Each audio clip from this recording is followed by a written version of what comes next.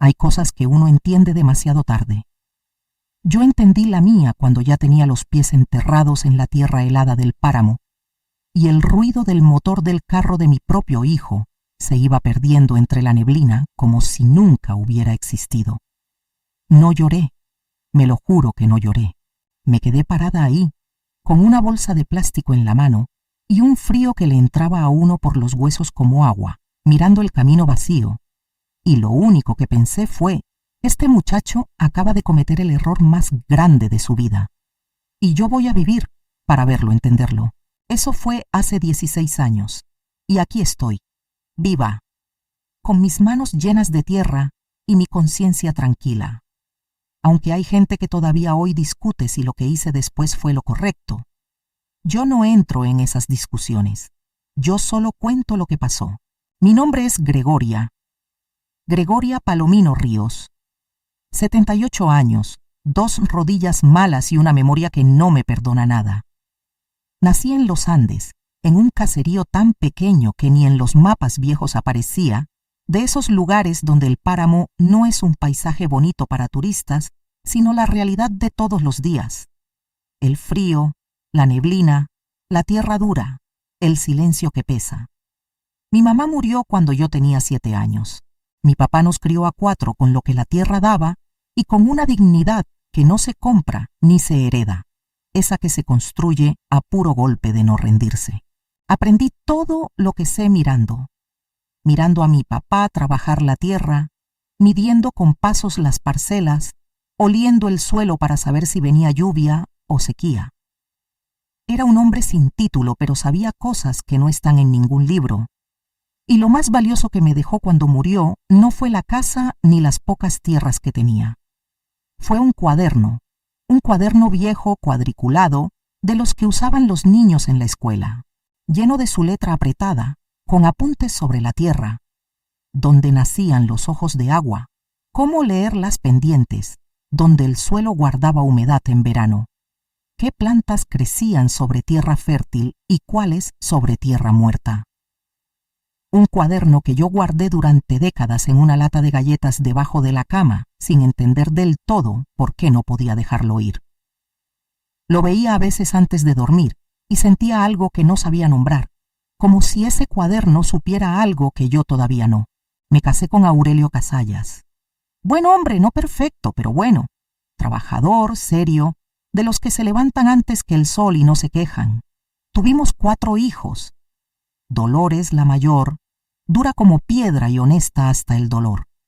Eliodoro, el segundo, que aprendió a leer solo en los letreros del Camino Real y que se fue al norte a buscar vida cuando tenía 20 años. Amparo, la tercera, callada, de esas personas que uno no nota hasta que ya no están.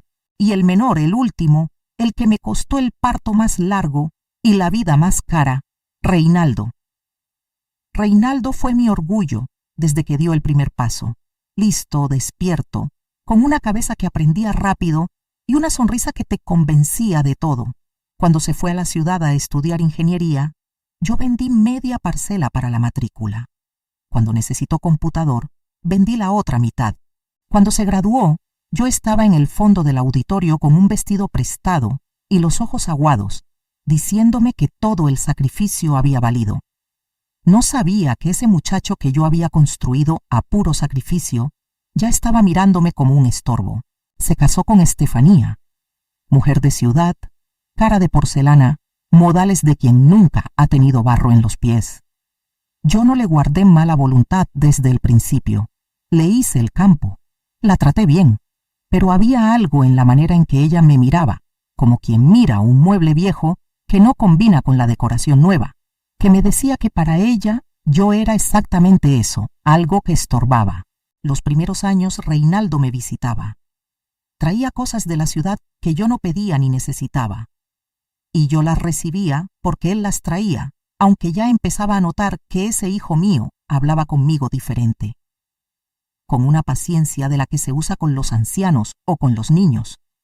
Con esa voz de quien ya tomó una decisión y solo está esperando el momento de decirla. El momento llegó en octubre. Un octubre gris, con la neblina pegada desde temprano y el páramo oliendo a tierra mojada como siempre. Reinaldo apareció solo, sin Estefanía, y me dijo que venía a ayudarme a resolver mi situación. Así dijo. Mi situación. Como si yo fuera un problema administrativo. Me explicó que la casa necesitaba reparaciones que costaban mucho, que yo estaba muy sola, que él y Estefanía habían buscado un lugar donde yo podría estar mejor atendida. Un hogar de ancianos en el pueblo. Me lo dijo con esa voz suave, con esa sonrisa de ingeniero que explica algo complicado, y yo lo escuché sin interrumpirlo. Lo escuché hasta el final. Después le dije que no, y ahí fue donde empezó todo, porque ese no mío le cayó como una piedra en el estómago. Y ese muchacho que yo había criado, que yo había sacrificado todo por sacar adelante, se paró frente a mí con una cara que yo nunca le había visto y me dijo que si yo no iba por las buenas habría otras maneras. No me explicó cuáles, pero lo dijo. Y yo le sostuve la mirada sin pestañear. 2 semanas después llegó con un papel que supuestamente yo había firmado cediendo la casa y el predio. Yo lo miré, estudié la firma, y algo en mí se heló por dentro, porque esa firma se parecía a la mía, pero no era mía. Yo nunca había firmado ese papel, y sin embargo, ahí estaba. Lo que vino después pasó rápido. Tan rápido que todavía hoy, cuando lo cuento, me parece que le pertenece a otra vida. Reinaldo volvió con 2 hombres que yo no conocía y me dijeron que la casa ya no era mía, que había un proceso legal en marcha y que lo mejor era que yo cooperara. Cooperara, dijeron. Esa palabra todavía me raspa la garganta. Me dieron 2 horas para recoger lo que quisiera llevar. 2 horas para desmontar 70 años de vida. Yo no lloré. Agarré mi ropa, mis medicamentos, una foto de Aurelio y el cuaderno cuadriculado de mi papá. Lo puse en la bolsa de plástico con cuidado, como si fuera lo único frágil que me quedaba. Porque en ese momento, tal vez lo era. Reinaldo me montó en su carro. Manejó 1 hora por el camino de montaña, subiendo, hasta que la carretera pavimentada se acabó y empezó el camino de tierra. Y el camino de tierra se fue achicando hasta que ya no era ni camino, sino rastro. Paró el carro. Me dijo que había un pueblo a 2 horas a pie por ese sendero y que alguien me iba a ayudar cuando llegara. Me dijo eso mirando el parabrisas, sin voltearse a verme. Yo me bajé. Cerré la puerta despacio y él arrancó. Ahí estaba yo, en el páramo, sola, con 62 años, una bolsa de plástico y un cuaderno viejo que no entendía todavía para qué iba a servirme. La neblina bajaba espesa, el frío mordía, y en algún lugar detrás de mí, en la oscuridad que ya empezaba a caer, algo crujió entre los pajonales como si el páramo mismo me estuviera mirando, evaluando, decidiendo si me iba a dejar pasar o no.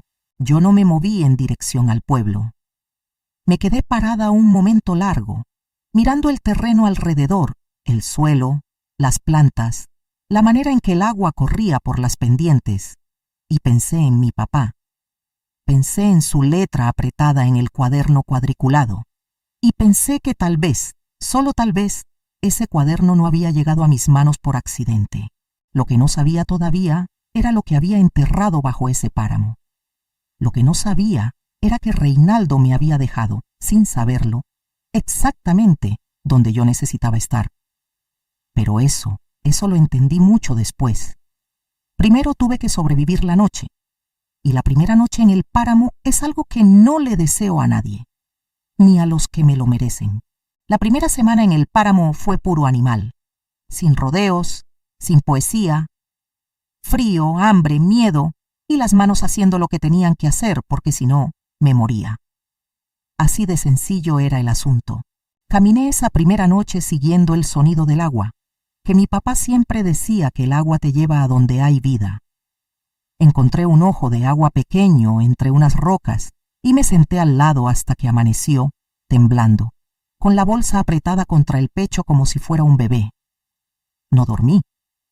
Escuché el páramo respirar toda la noche, los pajonales moviéndose, los búhos que no se callaban, algo más grande que un búho caminando cerca, aunque nunca supe qué era.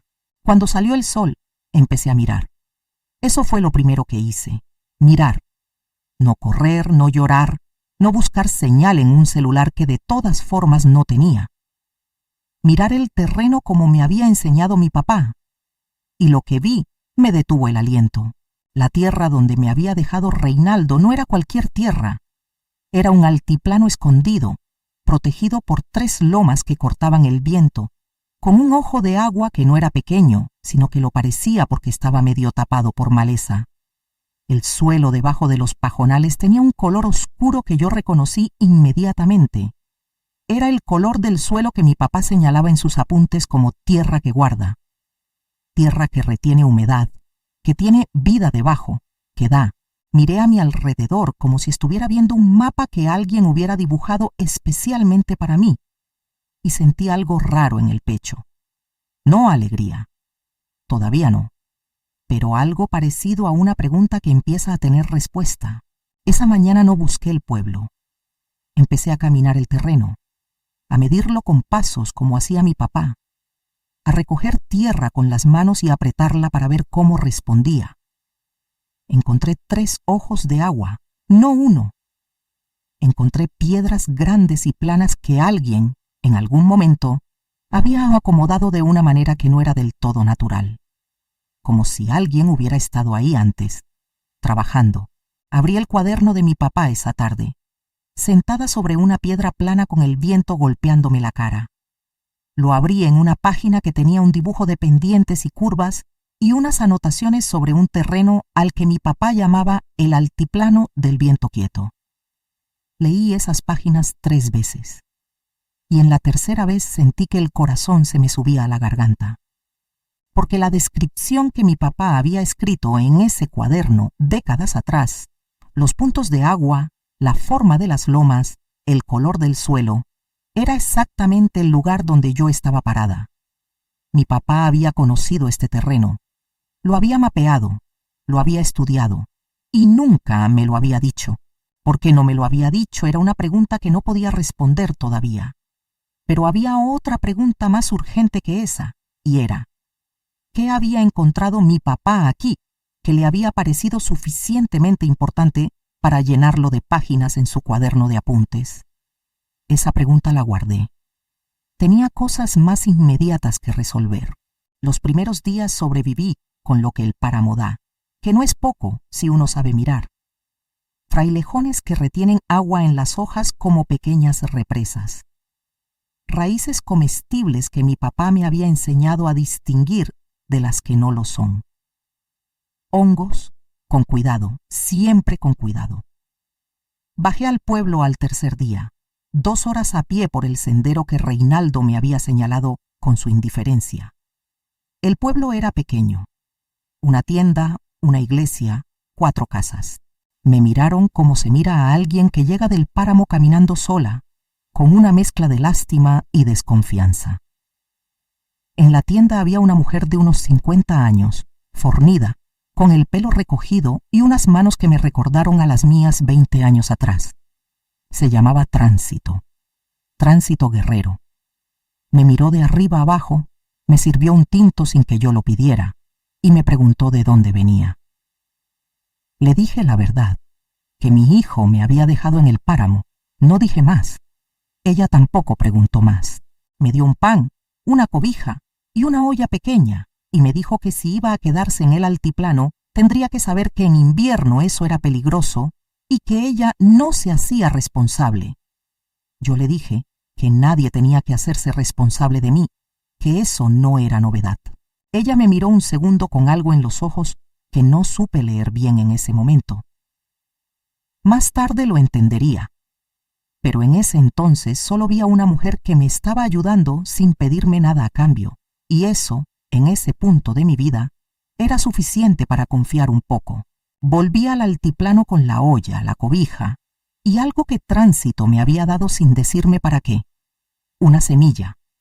Un puño de semillas pequeñas, envueltas en un trapo, que puso en mi mano antes de que yo saliera y que me dijo, mirándome a los ojos, que plantara donde el cuaderno me dijera que plantara. Así dijo, donde el cuaderno te diga. Yo me detuve, la miré, le pregunté cómo sabía del cuaderno. Ella sonrió de una manera que no era alegría, sino algo más viejo y más complicado, y me dijo, porque ese cuaderno debió llegar a estas tierras hace mucho tiempo, y no llegó. No me explicó más. Se metió a la trastienda y no volvió a salir. Caminé las 2 horas de regreso al altiplano, con el trapo de semillas apretado en la mano, y con una sensación en el estómago que no era hambre. Era esa sensación de cuando uno jala un hilo suelto de un tejido y siente que si sigue jalando, todo el tejido se va a deshacer. Esa noche, bajo las estrellas más claras que he visto en mi vida, con el frío calando y la cobija de tránsito sobre los hombros, abrí el cuaderno de mi papá en la oscuridad y traté de leerlo con la luz de la luna. Había páginas que yo nunca había leído bien, páginas dobladas hacia adentro que yo siempre había dejado así, porque me parecían solo bocetos, dibujos sin terminar. Las abrí esa noche, y lo que encontré en esas páginas me quitó el sueño por razones que no tenían nada que ver con el frío. Mi papá había escrito un nombre en esas páginas, un nombre que yo conocía, un nombre que no debería estar ahí, y debajo del nombre una sola frase: lo que está enterrado en el altiplano del viento quieto no le pertenece a quien crees. No seguí leyendo esa noche. Cerré el cuaderno, miré el cielo y me dije que al día siguiente iría a empezar a buscar porque en ese momento, aunque todavía no tenía techo, ni comida segura, ni nada que pudiera llamarse vida, había algo más importante que todo eso. Había una verdad enterrada en ese páramo y yo la iba a desenterrar aunque me costara lo que me costara, aunque debajo de esa verdad encontrara cosas que me dolieran más que el frío o que el abandono de mi propio hijo. Y les juro que lo que encontré debajo de esa tierra, fue lo último que esperaba. Antes de seguir contándoles, necesito pedirles algo con cariño, de corazón a corazón. Si están escuchando esto y esta historia les está llegando, por favor denle me gusta a este video. Es ese botoncito del pulgar hacia arriba que aparece aquí abajo. Solo apriétenlo una vez, y con eso me están ayudando muchísimo. Y si todavía no se han suscrito al canal, hágalo ahorita mismo, no lo dejen para después. Busquen el botoncito negro que dice suscribirse y apriétenlo. Si no lo encuentran fácil, pídanle ayuda a alguien, porque a veces estas cositas de la tecnología no son tan simples, yo lo entiendo. Pero vale la pena suscribirse para que no se pierdan nada de lo que viene. Y lo que viene en esta historia, lo que les voy a contar ahora mismo, les va a chocar el corazón, se los prometo. Los meses que siguieron en el páramo me cambiaron de una manera que todavía hoy me cuesta explicar con palabras. No fue de repente, fue despacio, como cambia el suelo cuando uno lo trabaja. Primero duro, resistente, ingrato, y luego, poco a poco, ablandándose, respondiendo, dando. Construí un refugio primero con lo que había: piedras planas del altiplano, madera de los palos secos que el viento había tumbado, pajonales secos entretejidos para el techo. Feo, pequeño, con corrientes de aire por todos lados, pero mío, completamente mío. Y eso, después de que te arrancan hasta la firma de los papeles de tu propia casa, tener algo tuyo, aunque sea 4 paredes torcidas y un techo que gotea, eso se siente como una victoria que no cabe en palabras. Bajaba al pueblo cada semana. Tránsito me vendía lo que podía: sal, aceite, a veces harina, a veces habas. Nunca me cobró más de lo que yo podía pagar, que al principio era casi nada.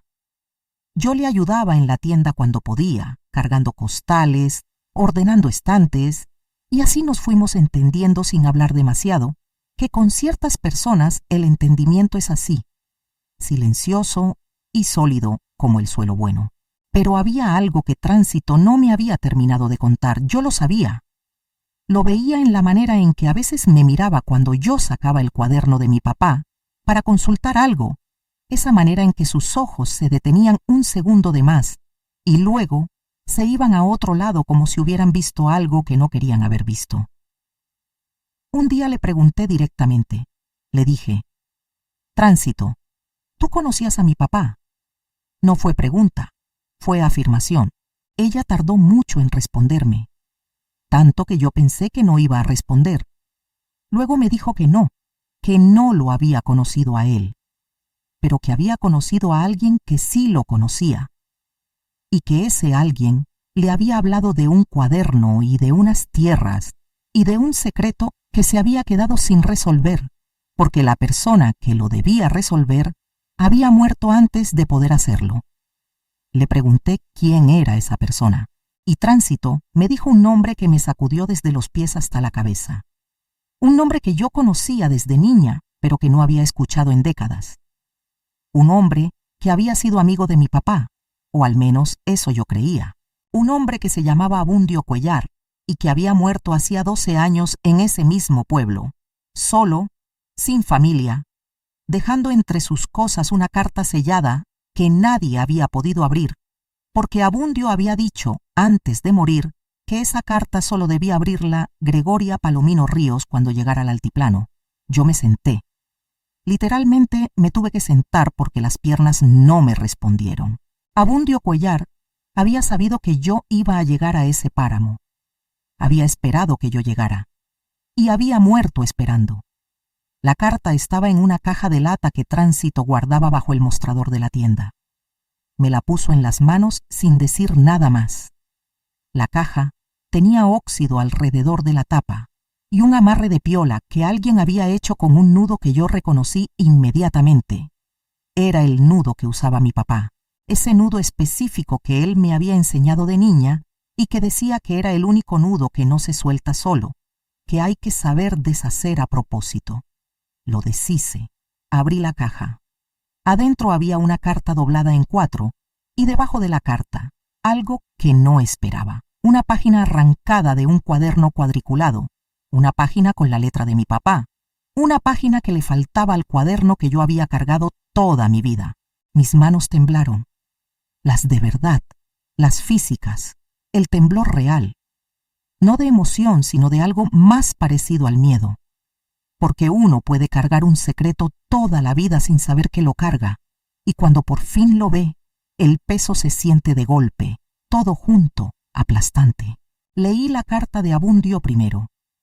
Era larga, temblorosa la letra, escrita por un hombre viejo y enfermo que sabía que le quedaba poco tiempo.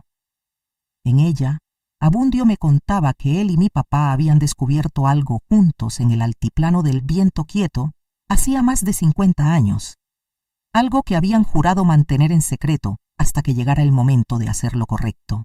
Un momento que mi papá nunca había podido vivir porque se le adelantó la muerte y que Abundio había esperado sin poder actuar solo porque lo que había que hacer requería a alguien de la familia.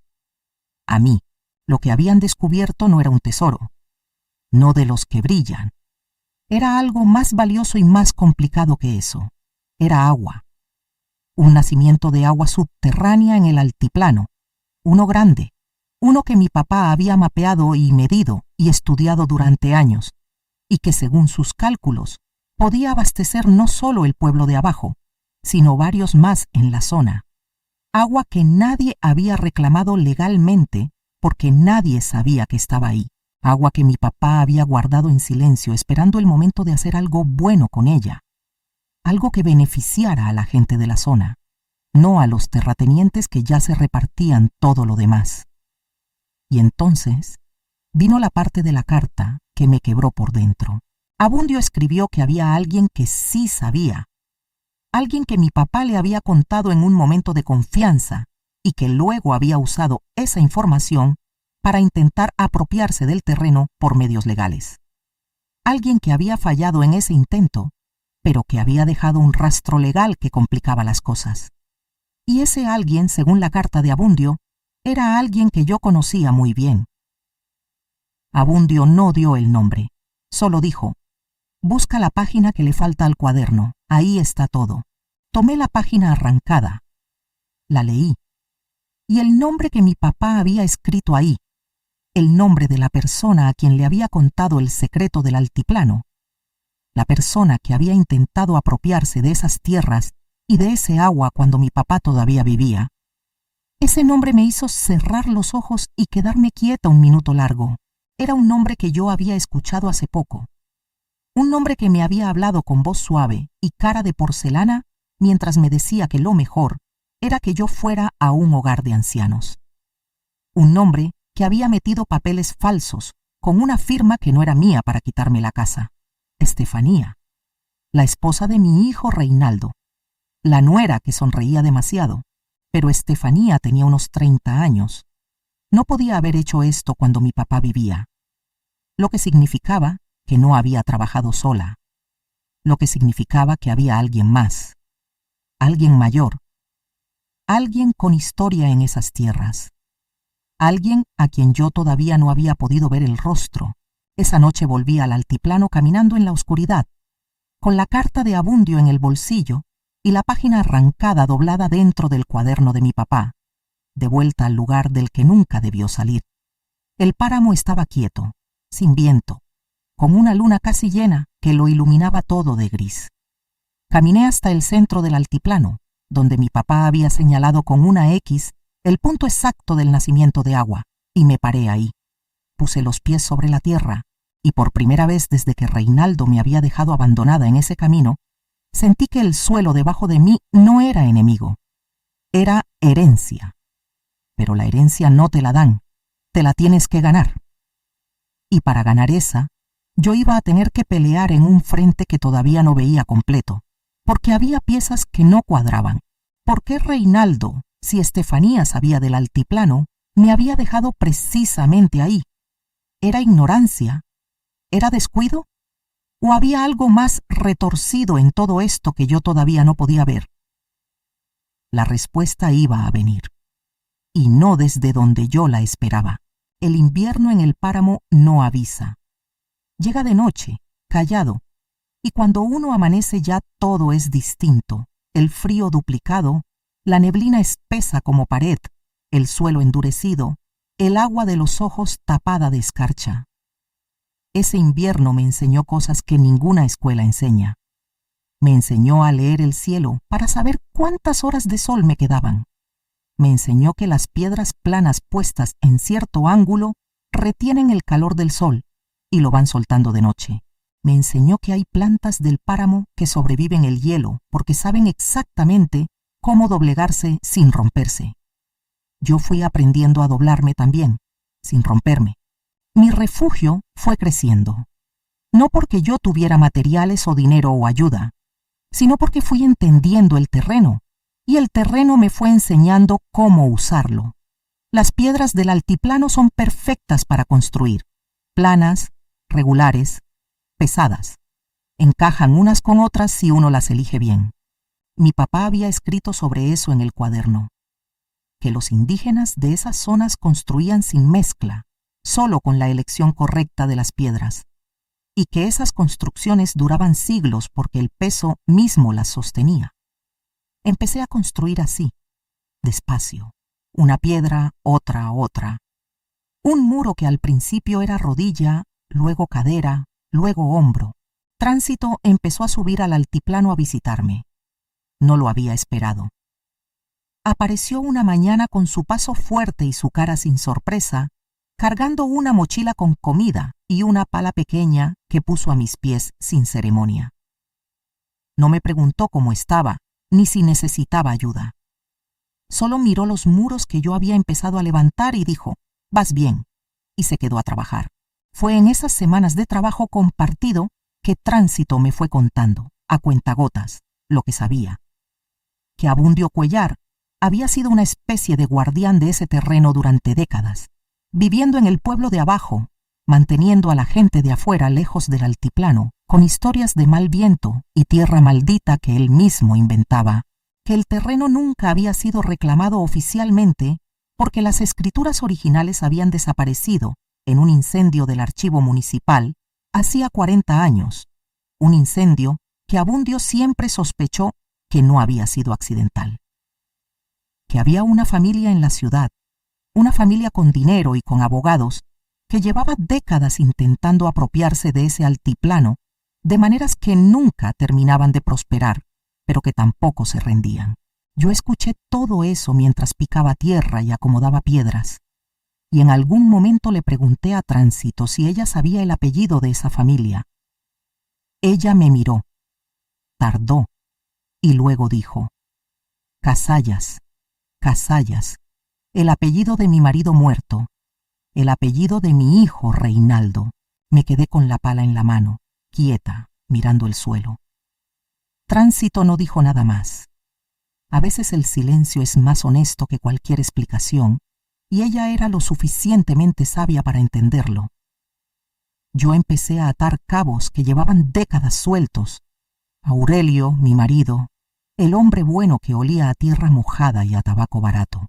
Aurelio, que nunca me había hablado de su familia extendida, que había llegado al caserío de casi ningún lado con sus tierras y su presencia y su silencio sobre su pasado.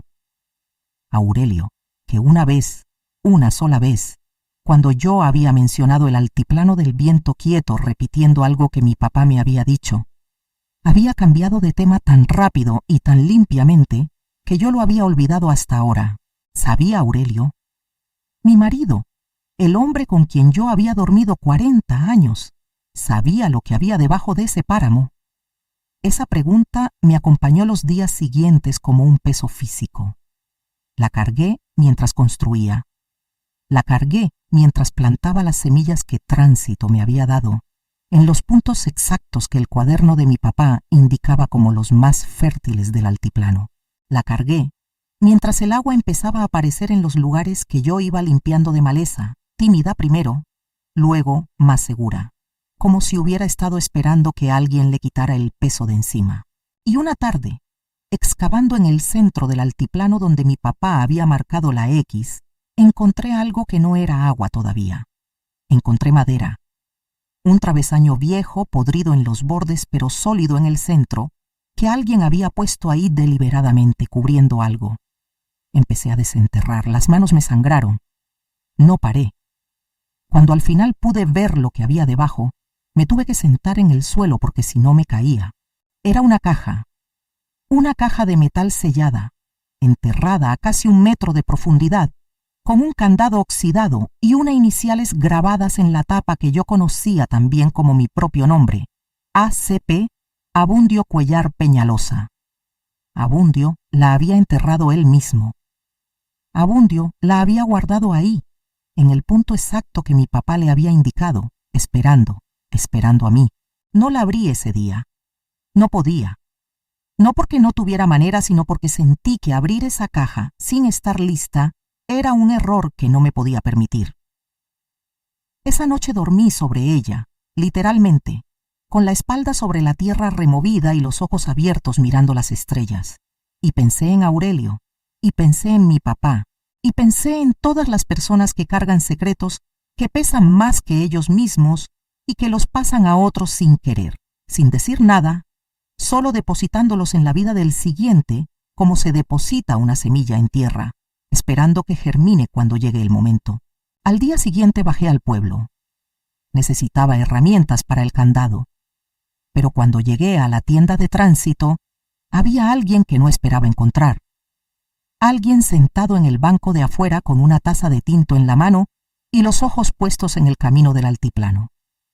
Alguien que se paró cuando me vio llegar y que me dijo, con una voz que yo reconocí aunque no la había escuchado en décadas: «Mamá, soy yo, soy Eliodoro, mi segundo hijo, el que se había ido al norte, el que no había vuelto en 20 años».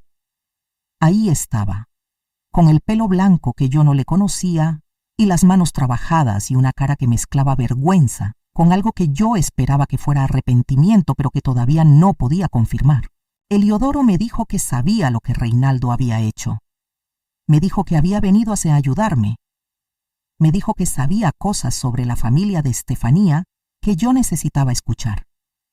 Y me dijo que había algo más, algo que él había guardado desde la muerte de Aurelio, algo que nunca me había dicho porque no había sabido cómo, y que ya no podía seguir guardando. Lo miré largo tiempo. Este hijo mío que había desaparecido, este hombre viejo en el que se había convertido el muchacho que yo había criado, y le dije: «Entra, siéntate, cuéntamelo todo». pero sabe que si me estás mintiendo, te vas a ir por el mismo camino por el que vino tu hermano, y no voy a mirar atrás. Él asintió y empezó a hablar. Lo que Eliodoro me contó esa tarde en la tienda de tránsito fue como ver un tejido por el revés por primera vez después de haberlo mirado solo por la cara buena toda la vida. Todo igual, pero completamente diferente. Me contó que Aurelio, su padre, mi marido, sí sabía del altiplano. Lo había sabido desde antes de conocerme. La familia Casallas, la familia de su padre y de sus tíos, había tenido esas tierras en la mira durante generaciones. No por el agua, que eso lo descubrieron después, sino porque el altiplano era parte de una ruta de paso entre dos municipios que en aquellos tiempos valía mucho para el comercio de ganado. Aurelio había sido enviado al caserío donde yo vivía específicamente para hacer contacto con mi papá, que era el único que conocía esa zona a fondo. Cuando Aurelio me conoció, me dijo Eliodoro, los planes cambiaron. No porque Aurelio fuera un mal hombre que fingió amarme, sino porque Aurelio sí me amó, genuinamente, y eso lo puso entre dos lealtades que nunca supo resolver. Se quedó callado, se casó conmigo, tuvo hijos conmigo, y guardó el secreto de su familia como se guarda una deuda que uno sabe que algún día va a cobrar, pero que espera que nunca llegue ese día. El día llegó cuando Aurelio murió. Y quien recogió esa deuda fue Reinaldo, el menor, el favorito, el que había heredado el apellido y los silencios de su padre, y la ambición de la familia de su padre. Reinaldo, que se había casado con Estefanía no por amor, sino porque Estefanía era sobrina de un abogado que llevaba décadas trabajando los papeles del altiplano, un matrimonio de conveniencia que yo nunca había podido ver porque nunca había querido ver a mi hijo como alguien capaz de eso. Eliodoro me dijo todo esto mirando la mesa, sin levantar los ojos. Y cuando terminó de contarme ese tejido completo que había sido mi matrimonio y mi familia y mi vida entera vista desde el revés, yo me quedé en silencio un tiempo largo. Luego le pregunté, ¿y tú por qué te fuiste? Él levantó los ojos. Me dijo que se había ido porque no podía quedarse, porque sabía lo que sabía y no podía decírmelo, y no podía ser cómplice del silencio. Que se había ido al norte pensando que el tiempo lo resolvería, que cuando se enteró de lo que Reinaldo me había hecho, algo se le quebró por dentro y tardó semanas en poder ponerse en marcha, pero que aquí estaba. Yo lo miré y le dije, necesito que me ayudes a abrir una caja. Subimos al altiplano esa misma tarde, Eliodoro, Tránsito y yo. Llevamos herramientas para el candado. Lo trabajamos entre los tres hasta que se dio. Y abrimos la caja que Abundio había enterrado bajo el altiplano del Viento Quieto décadas atrás. Adentro había documentos, muchos documentos, escrituras originales del terreno que yo pensé que habían desaparecido en el incendio del archivo. Estudios técnicos del nacimiento de agua, firmados por un hidrólogo que mi papá había traído de la ciudad en secreto. Cartas entre mi papá y Abundio que describían el plan original. Registrar el nacimiento de agua, ceder el usufructo a la comunidad de los pueblos aledaños, escriturar el terreno a nombre de un fondo comunitario para que nunca pudiera ser vendido ni apropiado por ninguna familia particular. Y había algo más, una carta dirigida a mí, con mi nombre escrito por la mano de mi papá, una carta que él le había dado a Abundio para que me la entregara cuando llegara el momento. Una carta que empezaba así: Gregoria, si estás leyendo esto es porque el páramo te trajo de vuelta donde siempre debiste estar. La leí de pie, con el viento del altiplano en la cara y Eliodoro y Tránsito a los lados. La leí entera. Y cuando terminé, la doblé con cuidado y la puse dentro del cuaderno cuadriculado, en el espacio donde siempre había faltado la página que Abundio había guardado. El cuaderno quedó completo por primera vez, como si los dos hubieran estado esperando ese momento para volverse enteros de nuevo. Lo que pasó después tomó meses. Eliodoro, que era contador, aunque nadie lo hubiera dicho viéndolo, se encargó de los procesos legales con los documentos de la caja. Tránsito convocó a los representantes de los pueblos de la zona. Yo seguí construyendo porque mientras los abogados trabajan, la tierra no espera, y el altiplano necesitaba manos tanto como necesitaba papeles. Cuando Reinaldo se enteró de que los documentos habían aparecido, mandó a sus abogados. Pero los abogados de una familia con dinero y décadas de experiencia en apropiaciones no estaban preparados para encontrarse con escrituras originales perfectamente conservadas en una caja de metal enterrada por un viejo que había dedicado su vida entera a protegerlas. El caso se cayó. La apropiación fraudulenta de mi casa fue investigada. La firma falsa en los papeles que Reinaldo me había mostrado se confirmó como falsificación. Reinaldo llamó. Yo no atendí. Estefanía mandó un mensaje pidiendo que habláramos. Yo no respondí. Dolores, mi hija mayor, apareció un día con cara de quien viene a pedir perdón y los ojos llorosos, y me dijo que ella no había sabido nada, que lo jura, que si yo la creía o no era decisión mía. La miré largo tiempo. Esa hija mía, dura como piedra y honesta hasta el dolor. La abracé, le dije que sí le creía, y le dije que en el altiplano siempre había trabajo para quien quisiera trabajar. Amparo, la callada, vino también. Sin avisar, sin explicar, apareció una mañana con una mochila y se puso a trabajar a mi lado sin decir nada. Así era Amparo. Así había sido siempre. Lo que se construyó en el altiplano del Viento Quieto en los años siguientes no cabe fácil en palabras. El nacimiento de agua fue registrado legalmente y el sistema de distribución se construyó en 2 años con participación de los pueblos de la zona. El terreno quedó escriturado como patrimonio comunitario, imposible de vender, imposible de privatizar. Sobre el altiplano mismo se levantó algo que yo había diseñado en las páginas vacías del cuaderno de mi papá durante las noches de invierno. Un centro de producción comunitaria, con huertos protegidos del viento por los muros de piedra que yo había empezado a levantar sola el primer invierno, con espacios para reunión, con una sala donde las mujeres de los pueblos podían aprender lo que necesitaran aprender. No fue obra mía sola, fue de Tránsito, que supo antes que nadie lo que ese terreno podía dar. Fue de Eliodoro, que se quedó y no volvió al norte. Fue de Dolores y de Amparo, que llegaron para quedarse. Fue de las mujeres de los pueblos que llegaron primero con desconfianza y luego con sus manos y sus ideas. Fue de mi papá, que había mapeado ese suelo décadas antes sabiendo que algún día alguien lo iba a necesitar. Fue de Abundio, que había guardado lo que tenía que guardar aunque le costara la vida entera. Y fue del cuaderno. Ese cuaderno cuadriculado, viejo, con las páginas amarillas y la tapa despegada, que yo había cargado durante décadas sin saber bien por qué, que había metido en una bolsa de plástico la noche que mi hijo me dejó en el páramo, que había abierto en la oscuridad sobre una piedra fría, leyendo con luz de luna, que había completado con la página que Abundio había guardado para mí.